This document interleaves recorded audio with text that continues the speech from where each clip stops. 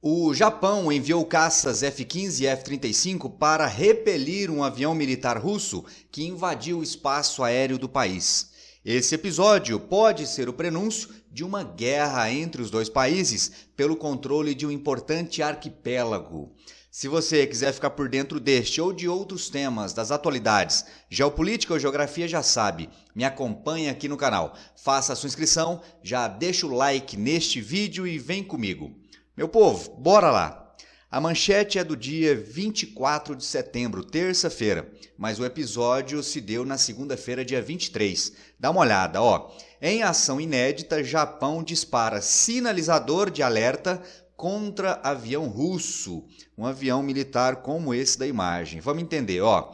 O ministro da Defesa japonês, Minoru Kihara, revelou que o avião russo Ilyushin-38 violou o espaço aéreo do Japão sobre a ilha Rebun. Daqui a pouco te mostro no mapa onde está essa ilha. Localizada próxima à ilha principal, mais ao norte do país, Hokkaido, por até 1 minuto em até 3 ocasiões durante seu voo de 5 horas. Então, esse avião aí, um avião russo ainda lá do período soviético, lá da época da Guerra Fria, não é exatamente um avião de combate, ele é um avião de patrulha marítima, mas o simples fato de ser um avião militar violando o espaço aéreo de um outro país, e esse episódio por si só é considerado uma falta grave, ainda mais quando lembramos que o passado aí entre japoneses e russos não é o mais pacífico, e com componente, inclusive, vou te mostrar já já, de uma disputa por um arquipélago importantíssimo, mas te mostro isso na sequência. Vamos dar andamento aqui, ó. Aqui para efeitos cartográficos, como sempre gosto de fazer, para que você se posicione. Aqui o extremo leste da Ásia, Rússia, China, Península Coreana, aqui as 4 grandes ilhas japonesas, Hokkaido, Honshu, Shikoku e Kyushu. O sobrevoo deste avião russo teria se dado, segundo os japoneses aqui, ó, a noroeste da ilha de Hokkaido, na ilha de Rebun. Essa ilha é, portanto, uma ilha japonesa e o avião russo, muito provavelmente, fazia parte de um grande exercício naval militar que os russos têm feito desde o início do mês com os chineses nessa região aqui, abrangendo boa parte do Oceano Pacífico, Mar do Japão, Mar Meridional da China, mais ao sul.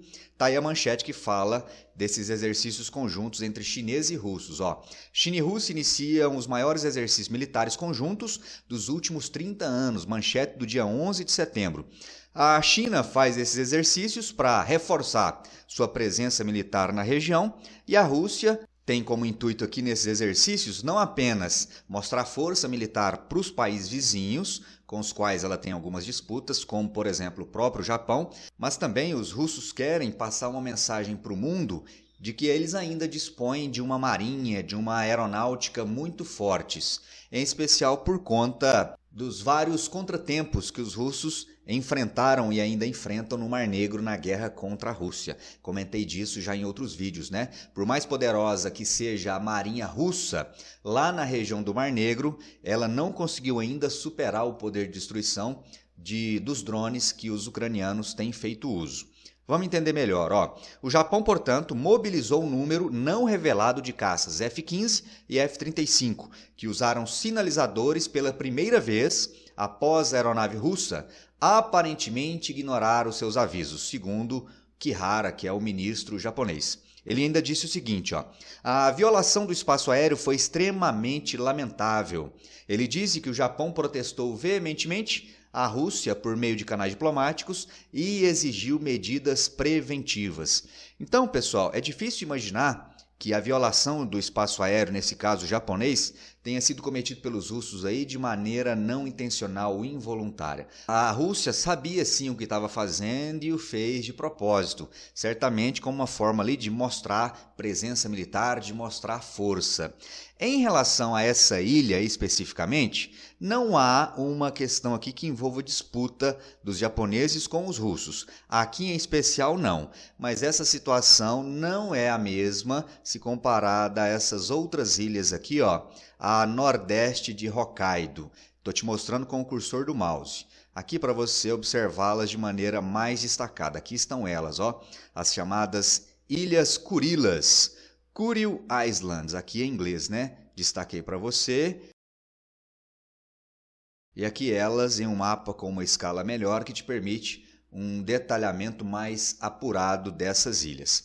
Qual é a questão envolvida nessas ilhas, pessoal?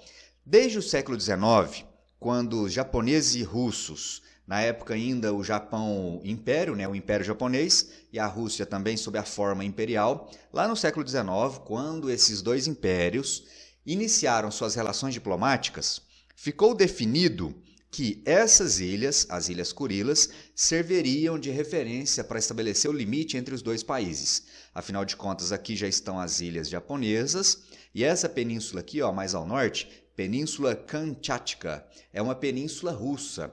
Então, a referência da divisão entre os dois países seria exatamente essas ilhas.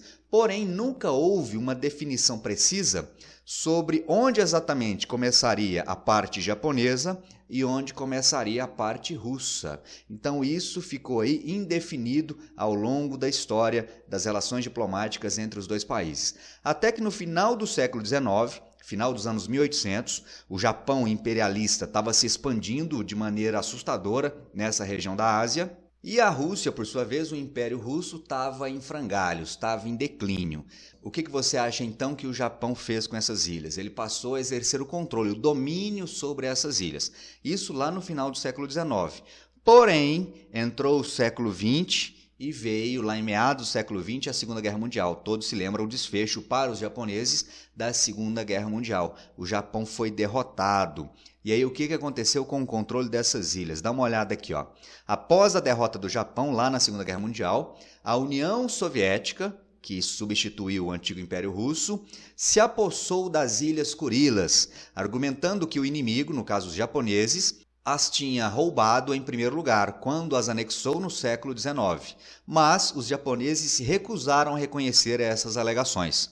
Os países assinaram uma declaração que encerrou o estado de guerra em 1956, 11 anos, portanto, do final da Segunda Guerra, porém deixaram para depois um tratado de paz real, ou seja, deixaram para depois um outro acordo que estabelecesse com mais precisão e detalhamento de quem de fato a quem de fato pertence o controle e o domínio territorial sobre essas ilhas. Nunca houve uma definição clara sobre o controle dessas ilhas.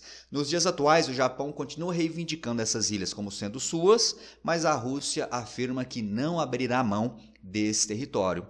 A única forma, portanto, de os japoneses, no estágio atual do planeta, das relações geopolíticas, a única forma que o Japão tem atualmente de retomar o controle sobre essas ilhas seria por meio da coerção militar, por meio da força.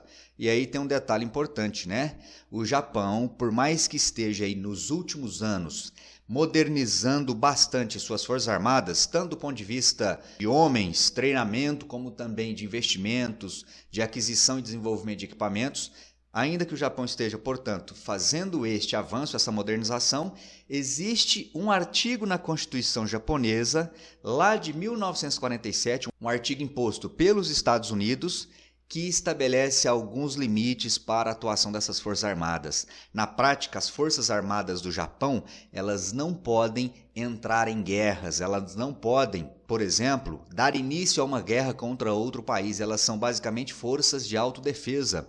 Porém, existe no Japão uma ala política e também uma parte da sociedade que defendem que isso seja alterado, justamente para que o Japão possa não apenas se proteger contra eventuais ações militares de países vizinhos, países inimigos, mas também promover ações militares contra esses eventuais inimigos, caso o Japão considere que haja aí em algum aspecto qualquer alguma injustiça e o Japão, portanto, precise aí redefinir essas questões. Então dá uma olhada, A proposta de reforma constitucional, portanto, significaria a primeira mudança na Constituição japonesa desde sua promulgação em 47. Alas do governo querem mudar o artigo 9º, cujo texto diz o seguinte, olha o que diz a Constituição. O povo japonês renuncia para sempre à guerra como direito soberano da nação ou ao uso da força como meio de solução de disputas internacionais. Então, pessoal, a primeira coisa que tem que ser mudada no Japão para que o Japão faça qualquer tipo de iniciativa militar relacionada a essas ilhas é justamente alterar a Constituição. Dentro do país, há quem deseje que essa alteração seja feita e há quem fale que isso não deve acontecer justamente porque isso poderia incentivar o Japão a entrar em guerras, entrar em conflitos. Então é algo que divide tanto a sociedade como também a política japonesa. A Rússia já fez um alerta sobre o Japão caso o Japão altere essa questão constitucional. Dá uma olhada, ó, essa manchete do dia 23 de maio deste ano. Rússia responderá se Japão tirar cláusula pacifista da Constituição. Tá aqui, ó. A Rússia tomará contramedidas se o Japão eliminar a cláusula 9ª da Constituição, que prevê renúncia das Forças Armadas, declarou a diretora do 3º Departamento Asiático do Ministério das Relações Exteriores da Rússia, a Lyudmila Vorobieva. Então a Rússia está de olho. Se o Japão fizer qualquer alteração nessa questão constitucional, a Rússia promete reagir a isso. E vocês, o que pensam sobre essa questão constitucional japonesa? O Japão deveria mantê-la como está ou alterar esse artigo 9º? Lembrando que essa questão, essa disputa com os russos é apenas um dos aspectos de disputas regionais que o Japão enfrenta ali no entorno do seu território. O Japão tem disputas territoriais com os norte-coreanos e principalmente com a China. Há também mais ao sul arquipélagos disputados entre chineses e japoneses. Inclusive, semana passada, a Marinha dos Estados Unidos declarou que até o ano de 2027, os Estados Unidos, estarão em guerra com a China, justamente por conta dessas questões envolvendo disputas territoriais e o controle também de uma rota importantíssima para a logística, para o transporte global. Então vocês notam, né, pessoal, que pouco a pouco a geopolítica global vai apresentando aí dois lados muito bem definidos de países. De um lado, você tem, por exemplo, Rússia, China, Coreia do Norte, Irã. Do outro, você tem Japão, Estados Unidos, União Europeia, entre outros, em um momento que muita gente aí já fala do início de uma terceira guerra mundial. Então, os lados de um eventual novo conflito global já estão definidos. E você, o que você pensa sobre tudo isso? Escreve para mim aí nos comentários, deixa a sua opinião. Se gostou desse vídeo, deixa o like, se não gostou, deixa o dislike e te espero no próximo. Um forte abraço, até lá, valeu!